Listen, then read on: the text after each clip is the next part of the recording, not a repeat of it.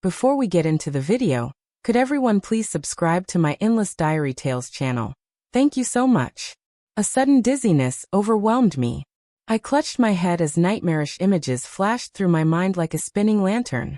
One moment I saw my brother, his bloodshot eyes staring at me. You have to be careful of him. The next, it was my parents, their lifeless faces frozen in horror. Don't trust Fiona Hart anymore. The memories crashed into me, battering my last shred of sanity. I squeezed my eyes shut, but the darkness wouldn't fade. The adulterous couple on the bed tangled together, their figures blurring. Fiona's sickly sweet voice echoed in my ears. Your brother was still thinking about you when he died, not like your parents. Bang, and they were gone. My vision burned, fury surging through me so intense it felt as if my tears would turn to blood. Brother. Mom. Dad. I finally see it now. I see Fiona Hart for who she truly is, but it's too late. Too late. Hey, what's wrong with you? Are you tired from walking? A hand lightly shook my shoulder, pulling me back to the present. A sharp nasal voice grated against my ears. Fiona Hart. I was just about to lunge at her to drag her down with me when a mocking female voice cut through. Oh, stop acting all high and mighty, Sophie Reed. We've barely walked a few steps and you're already exhausted. What are your legs made of, tofu? I instinctively turned my head and froze. The woman speaking was Lucy Young, but wasn't she supposed to be dead? She died 2 years ago. My heart pounded wildly. I glanced around, taking in my surroundings. A boutique near our university. I recognized it immediately. This place stood out in my memory because I had countless arguments here, trading insults with customers, and the one I had the most conflicts with was Lucy Young, the sales associate. I stared at her in disbelief before shifting my gaze back to Fiona. That's when I noticed she looked younger than I remembered. The perfectly maintained, elegant face from my memories was gone. Instead, she wore a faded, cheap t-shirt, her hair tied into 2 limp braids hanging behind her back. She looked utterly plain, nothing like the refined, poised woman she would become in just a few years. I was still reeling when Fiona spoke in a soft, coaxing voice. Lucy, you can't expect everyone to be as tough as you. Sophie is a pampered young lady, always sheltered everywhere. Unlike us, she's never had to walk long distances. It's understandable that she's a bit delicate. Lucy scoffed, her gaze filled with even more disdain.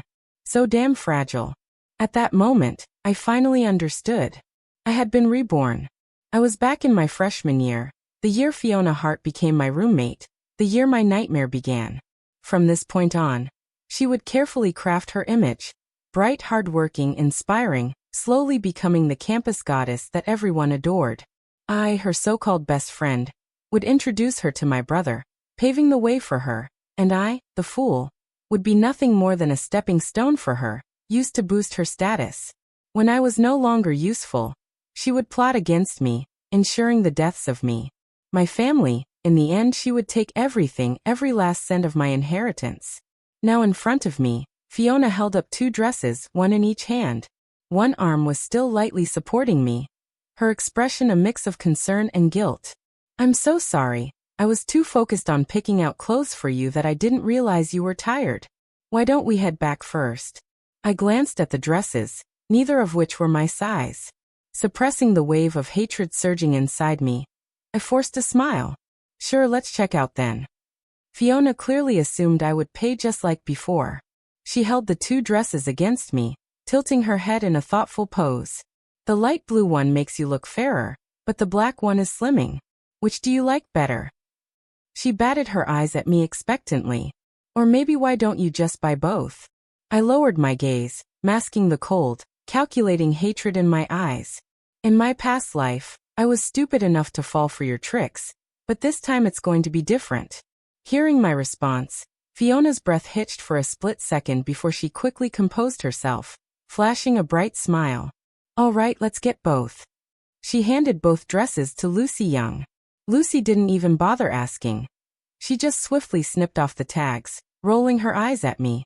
Then she exchanged a look with her co-worker that practically screamed, "Look at this dumb rich girl getting scammed." Her fingers tapped briskly on the register. "That'll be $119,800. You can scan the QR code here." Fiona leisurely sank into the store's plush sofa, admiring her freshly done nails, not even the slightest intention of paying. I smiled. Really, it was my own fault for spoiling this greedy little snake. My family had been wealthy for generations. Most of my friends came from affluent backgrounds. When we exchanged gifts, we never cared about the price, it was all about the sentiment. That's why when Fiona Hart traded a grasshopper she handwove for a designer handbag worth thousands, I didn't think anything of it. That grasshopper was still carefully stored in a Tiffany crystal box, placed in the most prominent spot on my bookshelf. Fiona must have cursed me as a fool every time she saw it. I couldn't be bothered to keep up the charade any longer. Tossing out a casual, "I need to take a call," I got up and walked out, flagged down a ride share, and left without looking back. Without me footing the bill, that $119,800 was bound to cause a spectacle between Fiona and Lucy Young. I could already imagine the drama unfolding in the store. Back at school, the first thing I did was find our student advisor, Lisa Evans, to request a dorm transfer. Lisa, having come from a modest background herself, instinctively spoke up for Fiona. "The school has rules. Dorm changes aren't allowed without special circumstances. Sophie, you should try to be more understanding when living with others. I know you and Fiona come from different backgrounds, but that's all the more reason to get along. After all, you're classmates. It's a rare fate to be roommates." I had expected her. Putting on an aggrieved yet reluctant expression, I murmured, "I do have a valid reason for needing to transfer, but it's just hard to talk about." My vague response left plenty of room for speculation. Lisa was about to probe further when a loud commotion erupted from outside. The next second, the office door was kicked open with a bang, and a sharp, aggressive voice rang out. "Sophie Reed, give me back my money."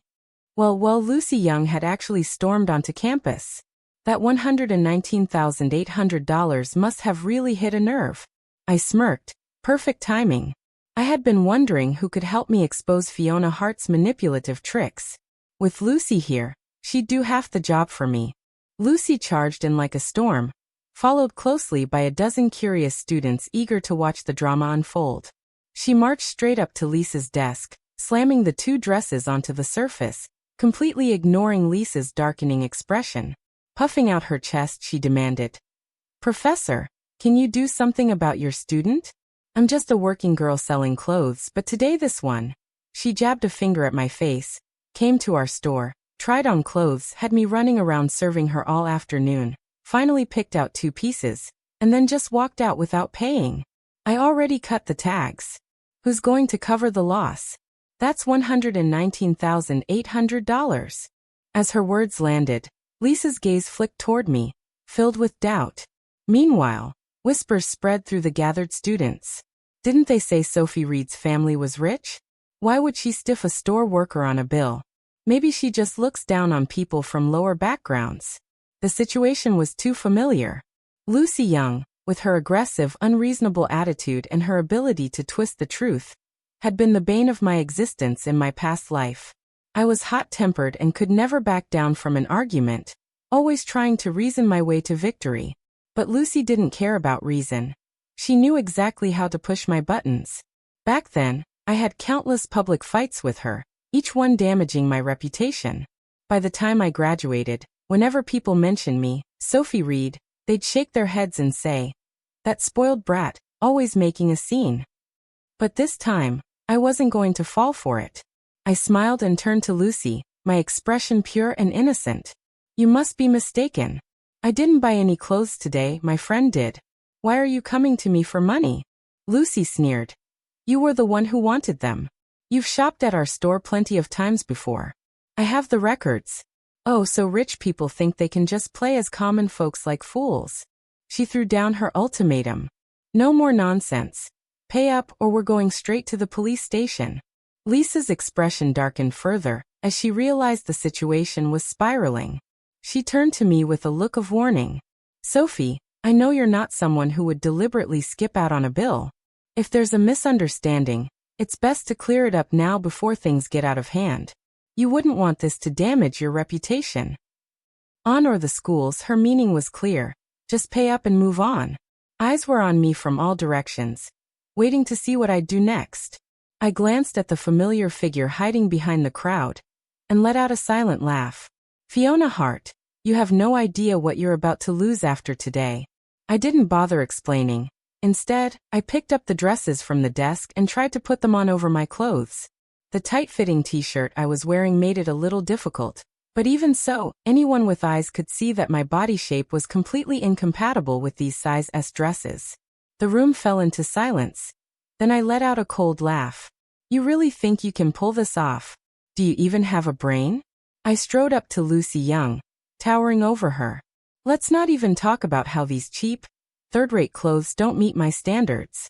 Even if your store sold high-end luxury brands, as long as it had a salesperson like you, everything in there would still be trash to me. I leaned in slightly, raising an eyebrow. Now tell me, who exactly is skipping out on the bill here? I threatened calmly. If you can't explain properly, we'll just go to your store and check the surveillance footage. And after that, I'll sue you for defamation. Don't worry, I have all the time in the world to deal with you. Lucy Young clearly hadn't expected this reaction from me. She stood frozen, caught off guard. In all our past encounters, she had always assumed I was just another clueless rich airhead. Someone she could manipulate with a few words and make me willingly hand over my money. But anyone who had suffered the way I did in my past life could never remain the same naive fool. Her eyes darted away, her confidence shaken, but she still tried to hold her ground. Fine, maybe you weren't the one who said you were buying the dresses, but wasn't it your friend? If she doesn't have the money, of course, I'd come to you. Didn't you always pay for her before? Why not this time? The crowd erupted into murmurs. What kind of logic is that? That's basically extortion. So if I take my friend to buy a house and they can't pay, the developer should just come after me instead? Damn, I almost misunderstood Sophie Reed. But seriously, who's this so-called friend? That's some next-level shamelessness. At this point, Fiona Hart could no longer stay hidden.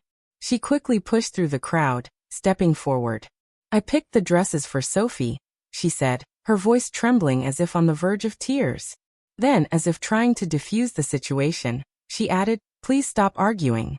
This is all my fault. I'll pay for it. I'll work part-time and save up as soon as I can. Just don't make things difficult for Sophie anymore. She was careful with her words, subtly blurring the truth, intentionally avoiding the real issue of who these dresses were actually for. She made it sound like the dresses were meant for me, implying that logically I should be the one paying for them. Most people naturally sympathize with the weak. If I let her keep twisting the story, not only would she escape unscathed, but she'd also come out looking like a selfless and loyal friend.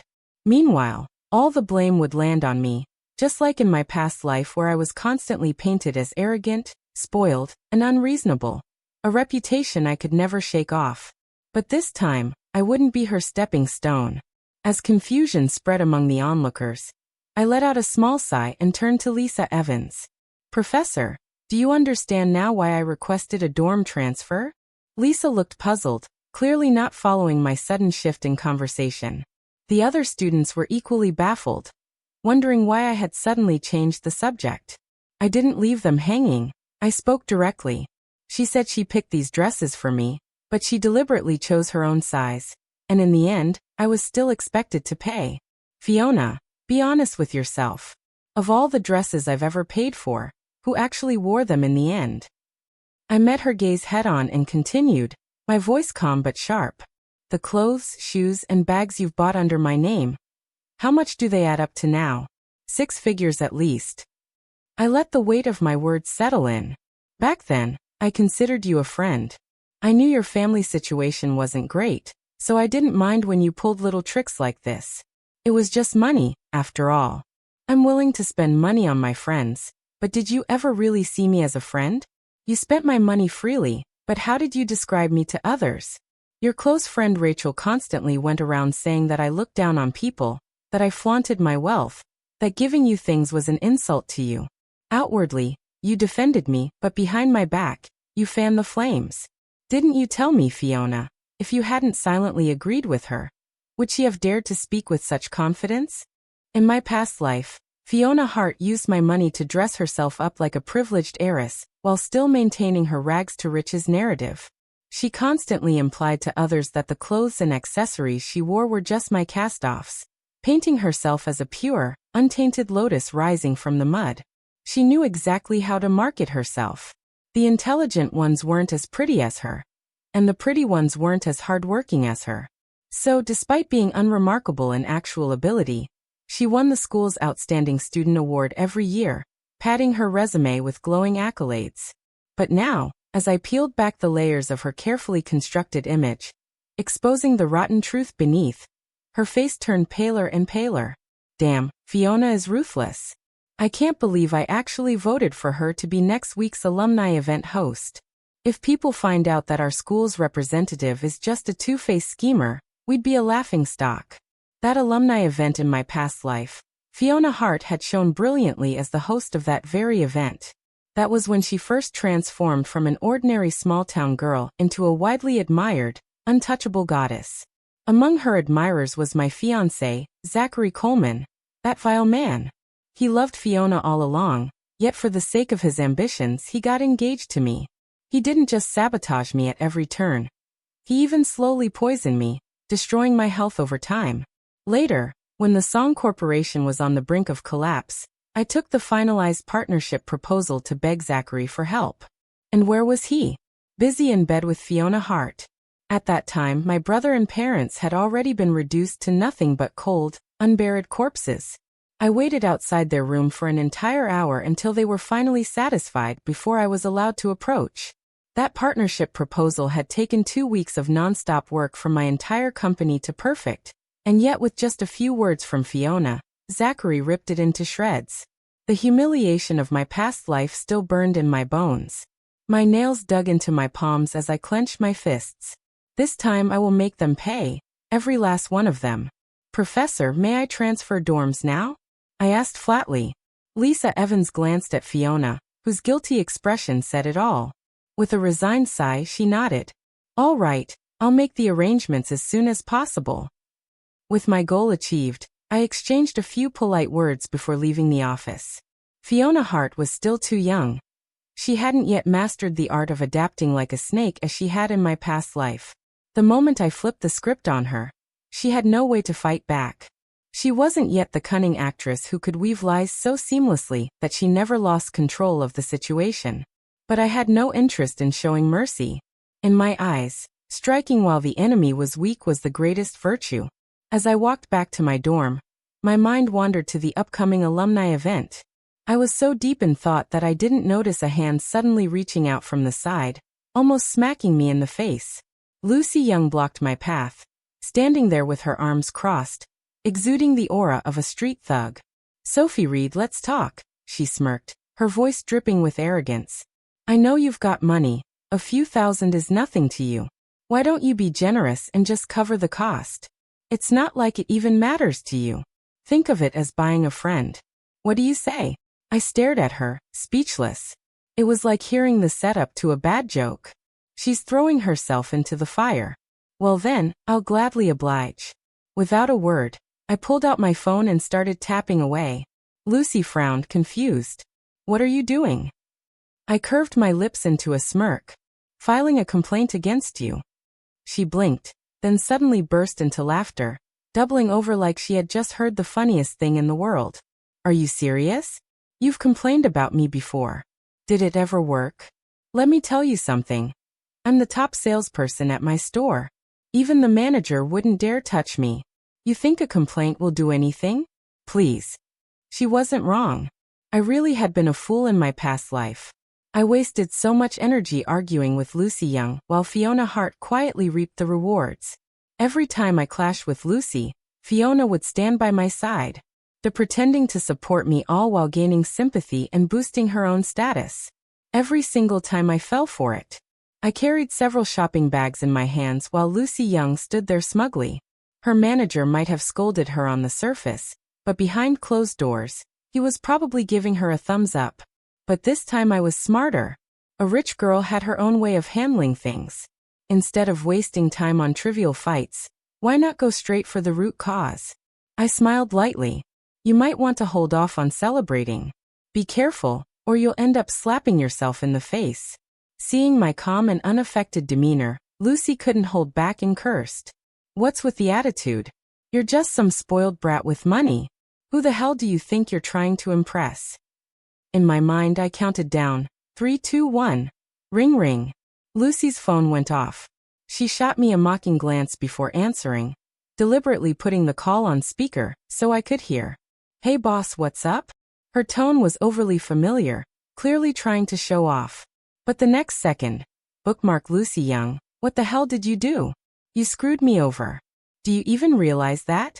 Where the hell are you? Get your ass back to the store now. Lucy's smirk froze. Wait, what happened? Boss. Hello. Before she could get an answer, the call ended with a sharp beep. It took her a long moment to process what had just happened. Then, in a panic, she rushed after me. Sophie Reed, stop right there. What the hell did you do? I turned slightly and gave her a slow, wicked smile. Take a guess. For the first time, her arrogant mask shattered completely. There were countless ways to destroy someone. No need to get my hands dirty. Over a small-time store clerk, wrecking a little boutique was as easy as snapping my fingers. All I had to do was give a simple instruction to the Song Corporation secretary. He would naturally find the best way to handle the problem efficiently and effectively. As I watched Lucy Young run off in a flurry, I suddenly remembered something from my past life. At some point, Lucy and Fiona Hart had a falling out over an unknown issue. Lucy had even threatened to expose Fiona's scandals. But before she could act, she was brutally murdered by debt collectors, hacked to death in the middle of the night. At that time, I was still blindly loyal to Fiona, thinking of her as my best friend. When I heard the news, I had actually clapped my hands in joy, saying, "Serves her right." Looking back now, it all felt far too convenient. Was it really just a coincidence? I highly doubted it. Fiona Hart had always been calculating. What exactly had Lucy Young known that made her a threat? What leverage did she have over Fiona that made her worth eliminating? I thought for a moment, then pulled out my phone. Uncle Lou, I need you to look into something for me. Maybe this time Lucy Young could be more useful alive than dead. Back at the dorm, I packed up my belongings in record time. Then, without hesitation, I contacted a real estate agent and rented a fully furnished apartment. Furnished apartment off campus. As for the rest of my stuff in the dorm, I hired a moving company to take everything down to the last bottle of body wash. Even the clothes, shoes, and bags I had previously bought for Fiona Hart were taken away. As expected, the moment my things were gone, Fiona called me. She cried bitterly over the phone, claiming I had misunderstood her, and that the whole situation was breaking her heart. I could only imagine how miserable she must be without me as her personal ATM. Without a second thought, I blocked her number. Meanwhile, my fallout with Fiona had exploded on the campus forum. Some people took my side, saying I had been exploited for years, calling Fiona a gold-digging leech. Sophie was so naive and kind. But that snake Fiona completely drained her dry. Damn, Fiona Hart is the reincarnation of a money-sucking parasite. But as always, there were those who refused to believe it. Come on, there's no way Fiona is that bad. She's been an outstanding student every year. We don't know the full story, no need to jump to conclusions. And then there was this.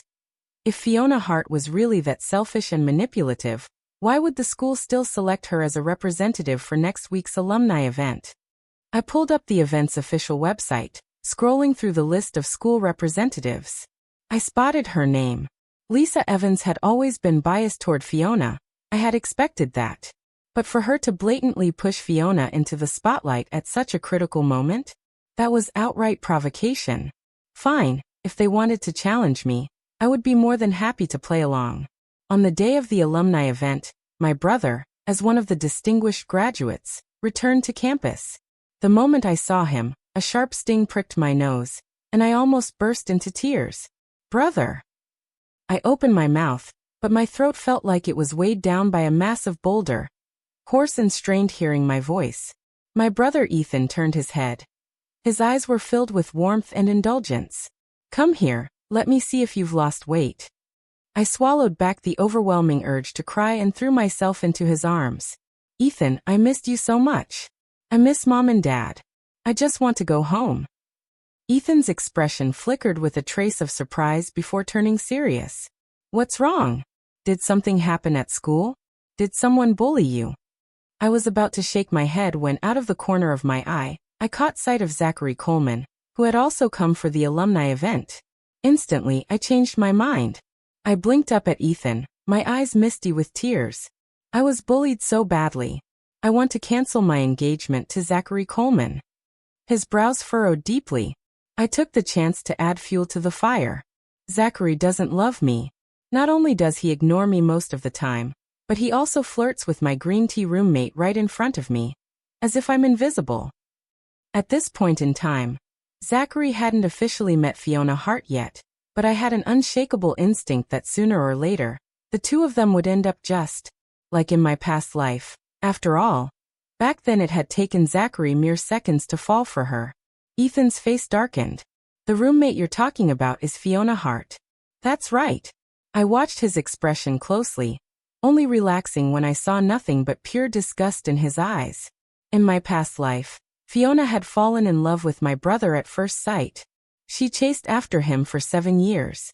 Eventually, under my relentless matchmaking and the pressure from our parents, they got married. But after the wedding, she accused Ethan of domestic abuse, claiming she suffered a miscarriage because of him. I had refused to believe it at first. How could my gentle, refined brother suddenly become a violent drunk? But the bruises covering Fiona's body were undeniable. The hospital's miscarriage report was even more so. I was furious and guilt-ridden, standing by her side when she filed for divorce. I even resorted to emotional blackmail, threatening to hurt myself if Ethan didn't agree, just to make sure Fiona was satisfied. To this day, I still grieve for the unborn child that never had a chance. Thinking back, I must have been possessed. How could I have doubted the brother who had been by my side for over 20 years just because of Fiona's words? Later I learned the truth. The injuries on her body were fake, the miscarriage a lie. That child wasn't even my brother's.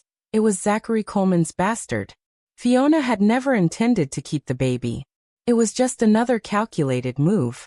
She used the miscarriage story to get rid of a potential scandal, frame my brother for domestic violence, and gain sympathy while scheming for the family's wealth. As a final twist, she manipulated Zachary into feeling so guilty that he devoted himself to her completely. The truth was, Fiona never truly loved either of them. She only loved the thrill of control, the satisfaction of making everyone bow at her feet. In the end, she had Ethan lured into a trap. He received a call claiming she had been kidnapped, and that he needed to bring the ransom alone.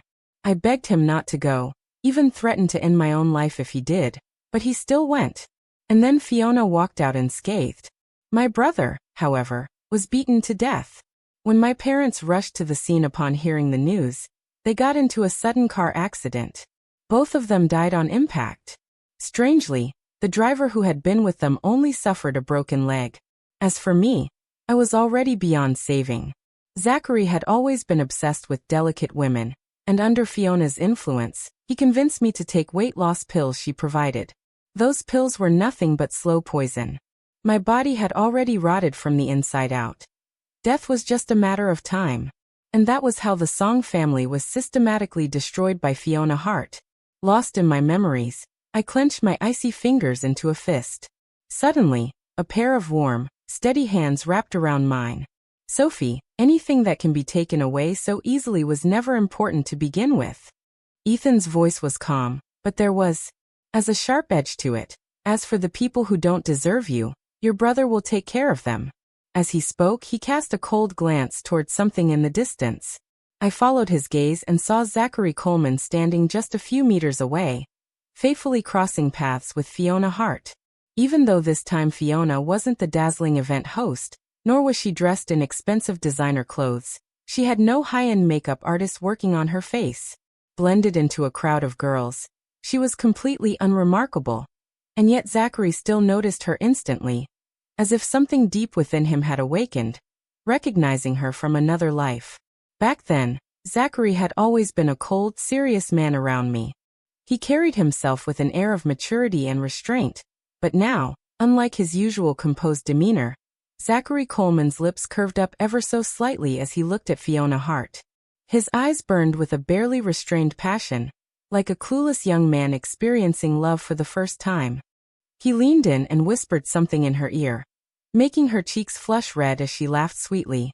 The two seemed to hit it off immediately, so much so that they didn't even notice Ethan and me standing there. Just like that, they walked past us without a single glance. Ethan's gaze darkened as he stared at Zachary's retreating figure. Meanwhile, I merely smiled. The show had finally begun. The alumni event focused on career development and resource sharing stretched on for most of the day. During the intermission, Fiona suddenly approached me with a bottle of mineral water. Her eyes curved into a smile. "Sophie, the drinks in the conference hall are running out. I saved this one just for you. Here, take it."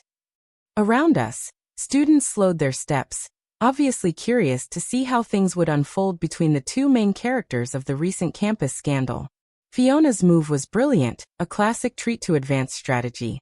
She assumed I was still soft-hearted and easy to manipulate. By publicly acting as if we were still close friends, she hoped to coax me into letting bygones be bygones. That way, she could continue using me as her personal cash cow. And if I refused to play along, it didn't matter. She could still act pitiful. Given my temper, any public argument would only make me look like the aggressor, while she would gain sympathy. If she repeated this performance a few more times, she might even erase the damage from her previous scandals altogether. Too bad she miscalculated. I was no longer the naive fool she could mold at will. I had crawled out of hell itself. I looked at her amused. "You don't actually think pretending nothing happened will make me your fool again, do you, Fiona?" She stiffened, her expression faltering for the first time. "Sophie, must you say such hurtful things?" I sneered. "If my words hurt you, don't question my manners. Just know I did it on purpose." With that, I turned to leave, but before I could take a step, someone grabbed my arm. "Apologize." Zachary Coleman's cold voice rang out. He stared at me disapprovingly. I scoffed, shaking off his hand. "If I don't," his gaze darkened, "then I'll have to reconsider our relationship." The future mistress of the Coleman family should at least have some basic decency. I caught the flicker in Fiona's eyes. With her intelligence, she had already deduced that anyone engaged to me had to be from a wealthy or powerful background. With her sharp instincts, she could clearly sense Zachary's undisguised interest in her. Given her greedy nature, she would never let go of such a high-quality backup plan. I smirked. "Oh, how heroic you two are. Such a perfect match. So tell me, how long have you been sneaking around behind my back?" The watching students gasped in shock. Fiona's face drained of color. "Sophie, stop making things up. I just met him today." I let out a sarcastic chuckle. "Oh, then why don't you swear on it? Say that you've never once had any thoughts about Zachary Coleman, and that you'll never have anything to do with him in the future. Otherwise, may you break out in sores from head to toe, suffer uncontrollable bodily functions, and die the most miserable death imaginable." Fiona was deeply superstitious. She hesitated for only a second before pretending not to hear me. She lowered her head. "Pity, Sophie, you've really misunderstood me." From the crowd, someone snickered. "Ah, classic green tea move, playing the victim." Fiona's face flushed red and white with embarrassment. "That's enough," Zachary said grimly. "Sophie, you should think before you speak. I'm not someone you can joke about so casually. Be careful not to take things too far." "Do I look like I'm joking?" I stared Zachary Coleman down, my voice laced with amusement. "You think I should be grateful to have you, like you're some rare prize? Maybe take a good look in the mirror, and ask yourself if you're even worth it." The crowd erupted into laughter. Zachary's face darkened instantly, his expression stormy. He had likely never been humiliated like this before in his entire life.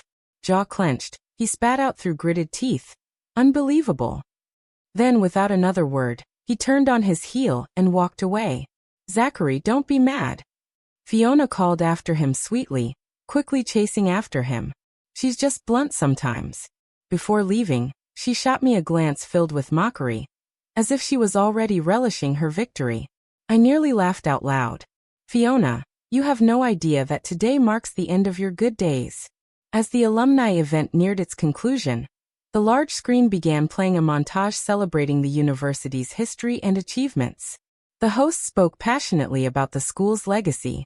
Suddenly, the screen flickered, and then an entirely different video began playing. The footage was gripping, immediately drawing the full attention of the audience. A collective gasp and a few startled screams filled the hall as a disheveled high school girl was dragged into the frame by her hair. In the video, the girl was pinned to the ground by a group of rough-looking girls, unable to move. Being in pain, Fiona, I swear it was an accident. I didn't mean to score higher than you on the test. The camera panned, revealing a painfully familiar face, Fiona Hart. Expressionless, she casually chewed on a piece of gum before pressing it down onto the girl's hair. Her lips curled into a smirk. No worries, I just need to teach you a little lesson so you won't do it again. The girl trembled in terror. No, please. A sharp slap echoed through the speakers. Tears streamed down the victim's face as she sobbed. I'm sorry. I'm sorry. I swear I won't do it again. But Fiona wasn't finished. She glanced at her followers and signaled with a nod. Each of you take turns slapping her. Don't stop until I'm satisfied. The hall fell silent as the relentless sound of slaps filled the room, mingled with agonized cries and cruel laughter. The video ended. For a long moment, the auditorium was deathly quiet. Then hushed whispers began to spread like wildfire. That was Fiona Hart, wasn't it? Yeah, she was a freshman in high school back then. I can't believe it. She always seemed so kind and refined. More and more eyes turned toward Fiona, their gazes filled with shock and disgust. Standing at the front of the hall, Fiona was as pale as a sheet, trembling like a fragile leaf caught in a storm. I smiled soundlessly. Fiona, when you enjoyed bullying others without restraint, did it ever cross your mind that one day your past sins would come back to stab you in the heart? The bullying scandal shook the entire university and spread online like wildfire. Furious netizens demanded justice. Anyone who dares to treat my kid like this is getting a visit from me in hell. She should be in jail, not a prestigious university. The school acted swiftly, issuing an official disciplinary notice against Fiona Hart and publicly stating that they had zero tolerance for bullying. Lisa Evans, who had helped plan the alumni event, was also reprimanded by the administration for her oversight. As the scandal continued to escalate, more people came forward, exposing Fiona's past misdeeds, ostracizing classmates, spreading malicious rumors, leading a promiscuous lifestyle. The controversy surged to new heights, cementing her downfall. The once admired, inspirational goddess had now become a public disgrace. Fiona had lived her life basking in admiration, always enjoying the smoothest of sailing. But now, faced with this immense backlash, she couldn't handle the sudden reversal. She locked herself in her dorm room, using a fake account to argue with netizens day and night. Her eyes became bloodshot, her hair fell out in clumps, and within just a few days, she was teetering on the edge of a breakdown. She was consumed with hatred for whoever had exposed the video. In her desperation, she reported the matter to the police, pointing the finger at Lucy Young. It was her. She filmed the video back then. She's a gambling addict. I refused to lend her money before, so she's doing this to get revenge. She invaded my privacy. I demand the police punish her. Ish her for this. Even the officers handling the case looked at her with thinly veiled disdain, but they still followed protocol and investigated the complaint. Too bad for Fiona. I was the one who had obtained the footage, and I had hired a professional hacker to do it. In the end, there was no real evidence connecting Lucy Young to the video leak, so the case was quietly dropped. Fiona Hart was absolutely furious, but no matter how hard she tried, she couldn't get in touch with Lucy. Just when she was at the peak of her rage, I anonymously sent her Lucy Young's current address. That very night, in a slum scheduled for demolition, a violent assault took place. A female college student attacked another young woman with a knife, slashing her face. The victim had to get 7 stitches. Her face was permanently scarred. The disfigurement was inevitable, and the attacker was none other than the infamous bully herself, Fiona Hart. The moment the news broke, the university acted swiftly, officially expelling Fiona. She was arrested shortly after and sentenced to 2 years in prison. As if by fate, when she was released 2 years later, she still ended up with Zachary Coleman, only this time as his secret mistress. Over those 2 years, the Coleman family had been steadily declining under the unseen pressure from the Song Corporation. Their financial situation was already on the brink of collapse, barely maintaining the illusion of wealth on the surface. The next time I saw Fiona, it was in a luxury boutique. She hadn't changed much in appearance, but her eyes were darker, filled with shadows of bitterness. When she recognized me, she stared for a long moment before suddenly sneering maliciously. "Sophie Reed, do you know what kind of relationship Zachary and I have?" I raised an eyebrow. "A mutually destructive one?" Fiona took a deep breath, then smirked coldly as she lifted the black card in her hand. "This was a gift from Zachary, Sophie. I actually pity you. Your fiancé clearly doesn't love you." I chuckled. "There's something you don't know. My family has been planning to break off the engagement with the Colemans for a while now. We were simply waiting for a legitimate reason. So really, I should be thanking you for handing yourself over as the perfect excuse." Fiona's smirk faltered as she processed my words. The realization dawned on her, and her face turned pale. Leaning in close to her ear, I whispered, "How does it feel to be on the receiving end of domestic violence?" Her eyes widened in disbelief. You knew?" I patted her shoulder with a mocking smile. "You should start thinking about what will happen to you once I officially break off my engagement with Zachary." Her pupils shrank in terror, her body trembling. Just as I had predicted, 6 months later, the Coleman family went completely bankrupt. Zachary blamed Fiona for everything. Blamed her for his failures, for losing the Song family alliance, for the collapse of his once promising future. He beat her ruthlessly, leaving her covered in bruises. Fiona suffered 2 miscarriages over that half-year. Her body deteriorated rapidly. At first, she had tried to escape, but after losing everything, Zachary had turned to alcohol. During one of his drunken rages, he broke her leg. From then on, she stopped trying to run. Maybe she had been beaten into submission, or maybe she had simply lost the will to fight. And what about Lucy? Young, she had always been a gambler, drowning in debt after losing her job. Even her phone was seized by loan sharks as collateral. She had no idea that Fiona had been completely ruined online, because of the bullying scandal. One day, Lucy had planned to blackmail Fiona for some money. She never expected Fiona to come looking for her first. The two of them misunderstood each other completely. Lucy had no idea what Fiona was talking about, but before she could react, Fiona slashed her across the face with a knife, cutting so deep that the wound exposed bone. Lucy was left permanently disfigured. Fiona went to prison, and with no way to take revenge on Fiona directly, Lucy turned her anger toward Fiona's elderly parents back in their hometown.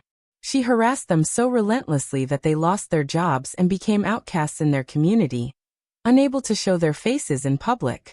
But the most unexpected twist of all, Ethan Song, my dear brother, finally fell in love at the age of 32. His partner was a top-tier specialist he had personally poached from another company. Both of them were notorious workaholics, but the moment they met, it was like a fire had been lit. Their relationship progressed at lightning speed. They married within the year, and before I knew it, I had a chubby little nephew to spoil. My parents were so overjoyed that they retired early just to help take care of their grandchild. And me? I was doing great, busy but happy. I took on an active role at the Song Corporation while also learning tailoring, baking, gardening, rock climbing, skiing, diving and surfing. I threw myself into every exciting new experience I could find. There were too many regrets in life, too many stories that never got the ending they deserved. Life was fleeting, and tomorrow wasn't guaranteed. With this second chance, while the sun still shined on me, I was going to live.